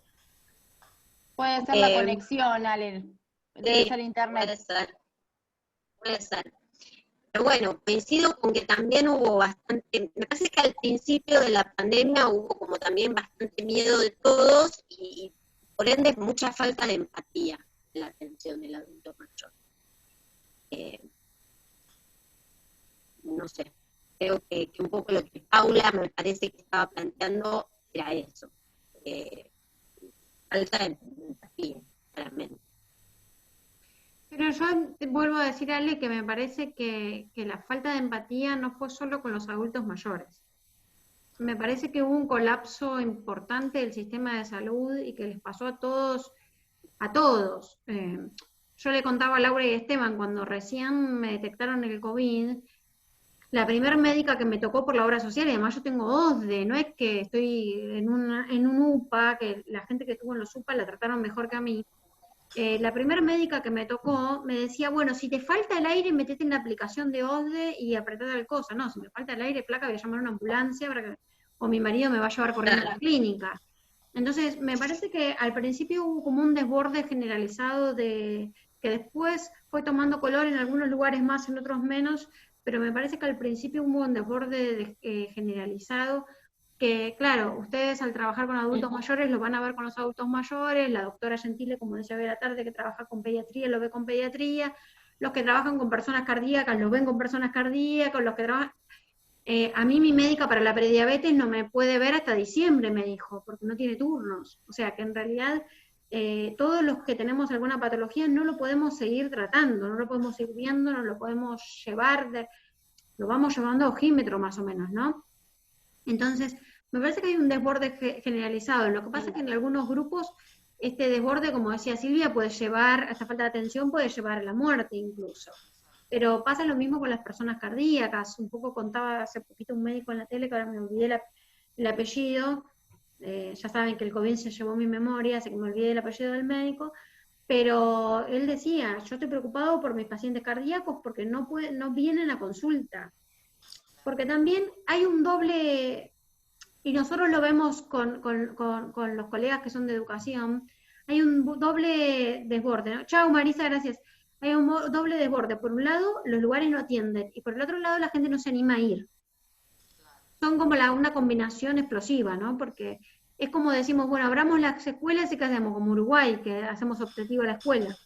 Entonces, esto del doble juego, ¿no? Por un lado los lugares no abren, pero por el otro lado las personas, no sé si estarían abiertos, si se animarían a ir. Es como una combinación extraña, ¿no? Que hay en este momento entre lo que nos animamos a hacer y lo que está habilitado para hacer o no. No sé cómo lo ves vos, Silvia, el tema.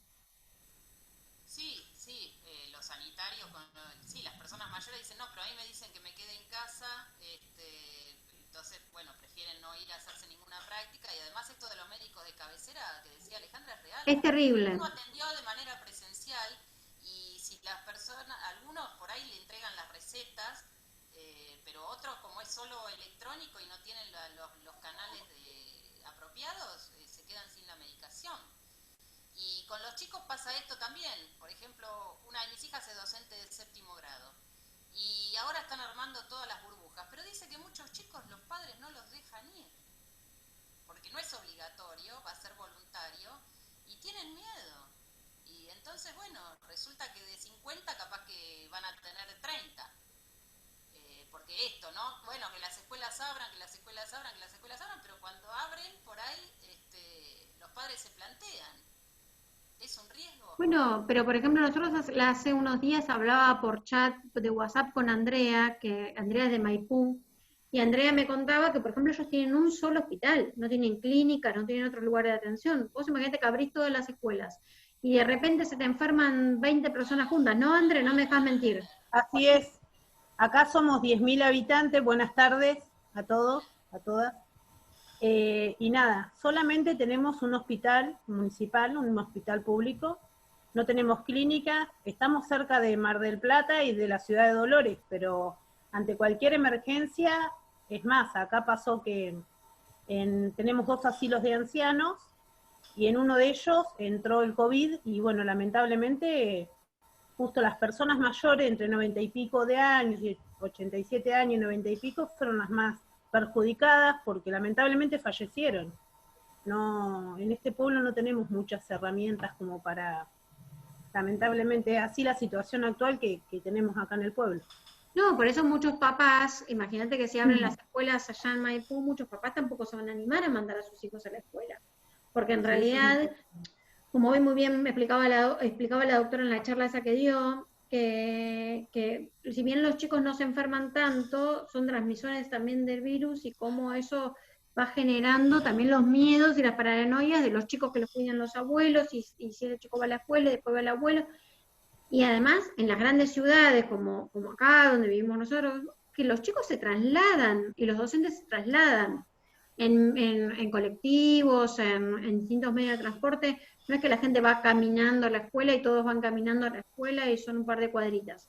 Hay toda una logística importante. Entonces, es como un momento medio raro también, ¿no? Porque en realidad, y otra cosa que un poco lo conversábamos la semana pasada, falta como un consenso generalizado de qué hacemos. Como nadie quiere tomar la decisión porque tienen miedo a las represalias, o a lo que se le venga después, o a lo que salga mal. Si yo soy la funcionaria que tiene que decidir que abramos tal escuela, por ahí decido no abrirla, porque a ver si hay 5 casos y después me matan en todos lados por esos 5 casos que están dando vueltas, ¿no? Ese tipo de cosas, que al no haber un consenso, ¿no? Y decir entre las familias, la escuela o los hospitales o los lugares, ponernos de acuerdo en los distintos estamentos, es medio complicado, es complejo. Sí está bueno que, como decíamos hace un rato, algunas cosas vinieron como para quedarse y algunos cambios van a estar. Y están buenos también muchos espacios de discusión que se generaron para empezar a hacer oleada de cuestiones que nos preocupan a todos. Pero también se necesita mucho trabajo social, ¿no? Mucho de esto de... Lo que decía Paula hace un rato, nosotros... Cada vez que hacemos una mateada, yo siempre digo lo mismo, llenamos los WhatsApp de todos de mensajes, ¿no? Pero mandamos 1000 mensajes, nos contestan 500 personas, nos confirman 300 y después somos 20. Es un trabajo abismal, y Paula decía, yo siempre lamento que hay poca gente. Sí, nosotros también lo lamentamos, pero cuando cada jueves se conecta una persona nueva, nosotros estamos contentos, porque decimos, bueno, avanzamos un paso. Y por lo general la gente que se conecta se vuelve a conectar después.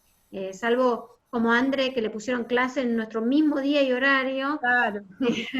O Pedro que le pusieron clase en nuestro mismo día y horario, pero a veces se complica, pero sabemos que están, o que después escuchan la grabación, o que después leen lo que escribimos, los comentarios que hacemos. O que cuando tenemos un momento volvemos a conectarnos y a ver las caras y a enriquecernos con estos aprendizajes tan lindos que todos dejan algo, Es muy, muy lindo, a mí me encantan. Perchu, ¿querías decir algo? Sí, una pregunta. Sí. Como no soy del ambiente, veo las cosas de afuera y manejo un Instagram que tiene muchas personas grandes, entonces me gusta escuchar, me gusta tomar de cada cosa para después pensar algo y volcarlo. Estoy desarrollando algo escrito como para poder ayudar, para que concientizar a los hijos que tienen padres más grandes que los traten mejor, empezar a concientizar un poco, porque también viene como de generaciones eso que el viejito está allá y ya no sirve más para nada. O sea, hay muchas generaciones que se malcriaron con eso. Unos, qué sé yo tuve la suerte de que no participo mi familia en eso, por suerte, pero conozco muchos casos y duelen. Ahora, yo lo que quería preguntar es otro tema, el tema del COVID, porque yo tengo mucha gente muy grande, gente que está bárbara, de 90 y pico de por un lado, 80 y pico por el otro, pero ¿qué pasa? Tienen miedo a salir a la puerta de la casa, porque el COVID es un monstruo que les va a cortar la cabeza apenas salgan. Y realmente se ponen mal y realmente están tristes, porque a todo este contexto de violencia contra los adultos, esto viene a sumar un monstruo que les va a cortar la cabeza. ¿Cómo encararlo? ¿Cómo ayudarlos a perder un poco el miedo? ¿Hay alguna fórmula? ¿Se puede hacer algo? Silvia, vos que estás como psicóloga, no sé, yo me hizo de la cabeza. Yo no insisto en el Instagram con el tema quédate en casa, quédate en casa, quédate en casa, porque ya no lo quiero usar más en quédate en casa. Porque ya se quedan en sobremanera en la casa, me parece. Claro, es complicado porque si bien se sabe que son un grupo de alto riesgo para la enfermedad, también ya es mucho tiempo y las personas mayores subjetivamente todavía es como más el impacto, ¿no?, de todo este tiempo. Creo que son decisiones, las personas mayores también toman sus decisiones y entre esas decisiones está tomar ciertos riesgos. Por supuesto que cuanto más informados estén sobre las medidas de protección, qué cosas son por ahí menos riesgosas, como es estar al aire libre, a distancia, resaltar las medidas de protección, bueno, después conservan la capacidad de decidir cuando quieren salir. Pero bueno, a veces el miedo también es más importante o pesa más, el miedo a enfermarse pesa más que las ganas de hacer otras cosas. Sí, si es una decisión muy personal personal. hay que aceptarla. Ahora tampoco hay que discriminarlos y decir se tienen que quedar adentro porque si no se van a morir, como en algún momento se transmitió un poco esa idea, ¿no? Claro, ese es el tema. Y ellos lo tomaron como, pero Ahí, te lo claro. manifiestan como... Sí, desnaturalizar un poco eso y bueno, que siempre tienen la capacidad para decidir y que tener información para saber cuidarse, bueno, les va a permitir decidir mejor. Claro, gracias Silvia, gracias a todos. El tema es que sinceramente preocupa el tema, la falta, o sea, gente que te dice, tengo 93 años y me están sacando un año de vida dentro de poco. Sí. O sea... El impacto subjetivo de este tiempo es diferente en las personas mayores. Y también tenemos que pensar, como por ahí me pasa a mí, que tengo un familiar en un institucionalizado, que llevan meses sin ver a la familia. Ah, sí, también porque, lo los sé. protocolos no permiten las visitas, recién ahora por ahí van a empezar a permitirse, pero bajo determinadas condiciones. Pero es muy duro transitar todo este tiempo para ellos que están institucionalizados y también para el familiar que no puede verlo, ¿no? Federico nos está saludando porque te vas, ya nos vamos todos. ¿O querías hablar? No, estás muteado, ¿eh? No sé si nos saludás o querías hablar. Desmuteate el micrófono de tu computadora. A ver si yo No te puedo. escuchamos, Fede. A ver si yo puedo desmutearlo. Ahí te vemos, pero no te escuchamos, Fede. No te escuchamos, tenés que sacarte el micrófono. Ahí está. ¿Sí? ¿Ahora me escuchan? Ahora sí. Ahora sí. Bueno, justamente desde CEPAM, que pertenece, bueno, a la gerencia de nuestra querida Laura y a la Dirección de Derechos, hemos elaborado un protocolo de visitas para los establecimientos geriátricos privados. Está todavía la autorización de nuestra señora gerenta aquí presente entre nosotros. Pero el tema del contacto con los adultos mayores en los establecimientos privados se está trabajando desde hace ya 2 meses o largos meses. Nosotros hemos propuesto la idea originaria de verse a una distancia prudencial con el panel vidriado de por medio, porque algunas instituciones hemos visto que a través de una ventana permitían que los adultos mayores desde adentro vieran a sus familias que estaban en la vereda, pero luego nosotros hemos formulado la posibilidad de que esto se mejorara y de que, bueno, por ejemplo, en algunos edificios desde los aguanes se puede ver al adulto mayor que está adentro, en otros casos, bueno, se buscó un lugar apropiado y fuera de riesgo, de acuerdo, sin contrariar a los protocolos vigentes. Y ahora se está trabajando en el abrazómetro, como nosotros lo llamamos, que es el panel que le va a permitir a las visitas abrazarse con el adulto mayor. Pero además de eso, bueno, calculo que ya en esta semana nuestra gerencia nos va a aprobar el protocolo que le hemos presentado a los profesionales de CEPAM. Tenemos también un sistema de visita, no solamente para aquellos que pueden bajarse de la cama e ir hasta la zona donde están siendo visitados, sino que también tenemos un protocolo de visitas para aquellas personas que están postradas en la cama, en la cual con los debidos cuidados puedan recibir a aquellos que hacen ya 6 meses, 7 meses, 8 meses que no ven a sus familias, a sus familiares queridos, ¿no? Quiero decir con esto que desde nuestra gerencia, de nuestra Dirección de Derechos, se está trabajando intensamente para que se vuelva el adulto mayor a conectar con su familia. Y quiero destacar también, aprovechando estos minutitos, que el Estado o el gobierno de la Ciudad de Buenos Aires fue el primero en su tipo en tener un programa como el programa Proteger a nivel mundial. Es el primero en su tipo en esta época de pandemia en hacer respetar el derecho de los adultos mayores, haciendo llegar un abogado, en este caso nuestro de CEPAM, directamente al momento del traslado del adulto mayor para garantizar que sus derechos estén siendo respetados en el momento del traslado en situaciones de COVID, que al principio de esta pandemia fueron terriblemente traumáticos, pero a pesar de todos los errores, a pesar de todo lo que faltó, a pesar de todo lo que no sabíamos, este gobierno, este Estado, tenía un abogado presente que a veces se peleaba con los fiscales, que a veces se peleaba con las autoridades de turno, que incluso, bueno, llegaba, entre comillas, a proteger de ese mismo Estado que lo enviaba al adulto mayor. Esto es una situación ejemplar que en ninguna parte del mundo se ha visto hasta ahora, de la cual nos tenemos que sentir orgullosos, de la cual poco se ha hablado, e incluso estas cuestiones se llevaron adelante con profesionales, compañeros míos, que han estado, qué sé yo, hasta las 23 horas, a las 2 de la mañana, a las 5 de la mañana, en los climas más inhóspitos, en esas famosas semanas de frío de junio, de julio, en situaciones terribles donde los familiares pugnaban y por saber a dónde se los llevaba. Nuestros queridos compañeros de CEPAM trataron por todos los medios, hicieron lo imposible, nuestra gerencia hizo lo imposible, para que se pudieran satisfacer en esos momentos de tanto dolor, tanta necesidad de comunicación.